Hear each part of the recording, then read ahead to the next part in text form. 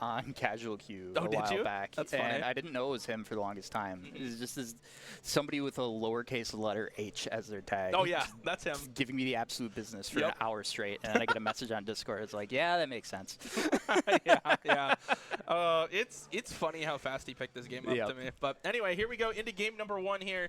Failbot and MintyGuy. I gotta get this camera set up. Yep. Failbot is on the Kragg, not on the Wrastor. He sure is. Everything needs to change, and I'm a bad stream runner, and everyone hates me.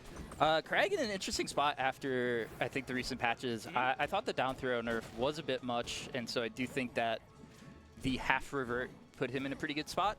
I'm definitely playing way more Olympia now. I just like that character better. She's crack. But I don't know. Kragg does not have the kind of auto-lose matchups that I kind of figured he would coming into this game. Okay. Because I thought Wrastor was so hard to deal with in Rivals 1. Yeah. But I think it's totally doable in this game, like at high level too, and like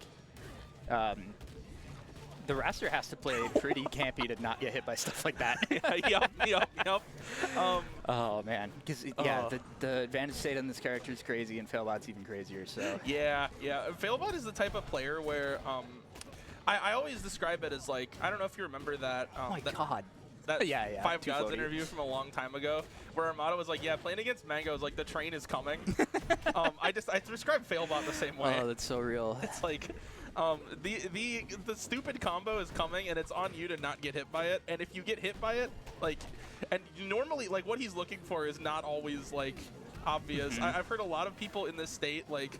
He's told me specifically, because I used to drive him here frequently, and we talked on the way back. And he's like, yeah, I was playing with Vecca today, and she was like, you're like a psychopath. Like, what are you doing? Yeah, I've had this thought before against Failbot in other games, too. So. Well, I'm glad to hear it's not unique, I guess. But, like, the thing is, he is right. Well, yeah, I mean, it's working. That's the problem. Yeah, right? Oh, this guy. The break cancel with taunt. I am already learning stuff. Yeah. That's crazy.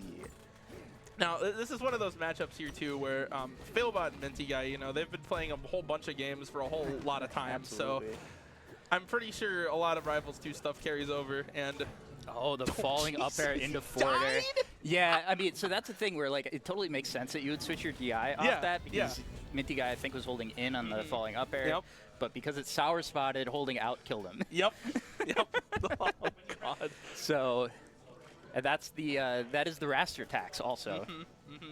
Well, Wrastor is like impressively, like very impressively light in this game. I've seen him die to some things that like I don't think. Oh yeah, totally. But I don't think are morally right to be dying to. Sure. But the thing is about like his combination of weight and floatiness is that a lot of normal combo routes don't work. Yeah, totally. I would ban. If I was playing Kragg, I would probably ban this. Yeah. I don't think it's bad, but you saw how you died that last stock. That's true. That's true. Oh, beautiful. This is the WarioWare of Rivals. So that is kind of the thing to think about there. It's like WarioWare if it had the Green Hill Zone platform. See, the other true. It's beautiful. The thing about stage picks in this game is that I think a lot of it is more about personal preference and the way that you want to play neutral rather than like this character definitively wins on this stage. Yeah. For example, I think that this stage is probably solid for Olympia. Yeah. Right? I am terrible at teching these platforms. Sure. So I don't want to go here. Fair enough. And it's like also to bring up a local example too. Like Merchantport is a pretty good stage for Maple. Oh, the reset with the falling Nair. Pretty good stage for Maple, but a lot of time we see Landon like opt to start there or counterpick there against Hunter. It's just an interesting fact. Yeah. So there is also the dynamic when you have DSR, which like thankfully this game like actually codes that in too. Yeah. Sometimes if you know you don't want to play on a stage, you just get out of the way. Yeah, totally. Fair enough. Now, I don't know if that's actually like correct because there's been a lot of debate about this in Melee too. The very obvious example there is, Zane's unbeatable on FD. Yeah, right. So counterpick him to FD game 2, so if he can't go there the rest of the set if you somehow bring it back. But then you're basically throwing away a game early in the set against one of the best players in the world. So it's like, right. What's better? And it's like, to beat him, you're probably going to have to win an FD game anyway. Exactly. So it's like, well, I don't know. Yep. I don't know. Yep. At least anyone who's beaten him has won an FD game. Classic Kragg stuff right sure, there. Yeah. And Wrastor living to 197 and dying to back air across the stage. But no, that's a successful stock. Anytime you live that long against this character, honestly, as Wrastor too. Yeah, right? Yeah. I feel like as Wrastor living above like 130 is like, okay, we're in business now. Oh, yeah. Oh, my God. Yep. That's the classic. And this is the thing that's been messing me up with Absa, is Absa is so floaty that you will not get anything after that first downer. Really? Even, Interesting. Because you see, even Wrastor, who's really floaty, is still like low enough to get the follow-up. It's a slightly different follow-up after the first downer. Okay. Or actually, the first downer or the first down B, regardless of what spike starts it. It's a different follow-up depending on weight classes and all that. Okay. So that is something that you do have to have a little bit of kind of knowledge in the bank if you're going to go for that stuff, because otherwise you end up getting reversaled off stage because they just jump away. Yeah, it is interesting. Absa having been out for like such a short amount of time too. Like it's a type of floatiness that isn't really present like anywhere else in the cast too. So it'll be interesting to see how. I don't know. If, yeah, of course. I don't know if Friends was planning on playing Absa today or like what no, his it vibe didn't is. sound like it. Yeah. I know he's been playing. He's been messing with Absa. I just don't know if it's gonna come out. I doubt it. But it didn't sound like when I was talking to him earlier. But he said he was running. He ran into full stream on Casual Q and was playing the Etalus Ditto with him for a while. Okay. So. That bear scares me. Yes, me too. Me too. There was a period of time where Counter Hit was a regional that I ran here in March. Oh yeah. That's one that Hunter won, right? Yep. I'm sure most Rivals players know about it because it was a pretty big in-person tournament, like below like major status, but like it was a pretty big regional for Rivals, I would say. We had a lot of sick talent there.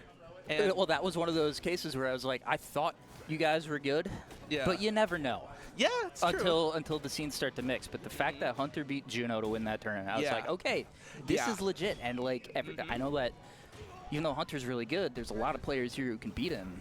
So like, that says a lot for the scene. And I also think that kind of like paid off at Combo Breaker. Sure did. Because what was it, 1 billion players in top 48 or whatever. A lot of our like mid-level got 33rd. Like, there's a bunch of people that I didn't even know were playing the game, like Mirai, and I wasn't sure if Linger was into it because I know that Wrastor is not what he wants Wrastor to be. Yeah.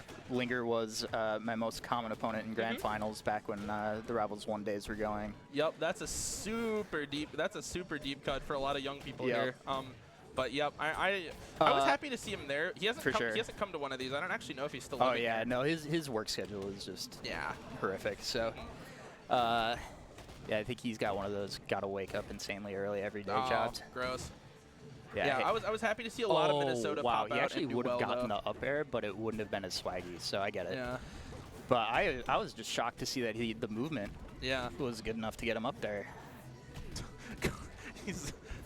This beetle is moving faster than any beetle has any right to, I think. There he goes. Well, he didn't have a right to move that fast, and so he died. Yeah, he got pulled over. That's unfortunate. But what do you think, in your opinion, what's the most messed up way you could end a stock here? Because Failbot's going to go for it. I guarantee it. I mean, the funniest thing that I would go for is command grab, jump on platform, up throw. That's what he tried to go for right before you said the thing is it would have killed like 20% ago, so it's not as funny anymore. Yeah, okay, fair enough. That's pretty good, yeah. I didn't hear. That's crazy. Yeah. Wow. Yeah, Failbot's Kragg is really sick. He's nasty.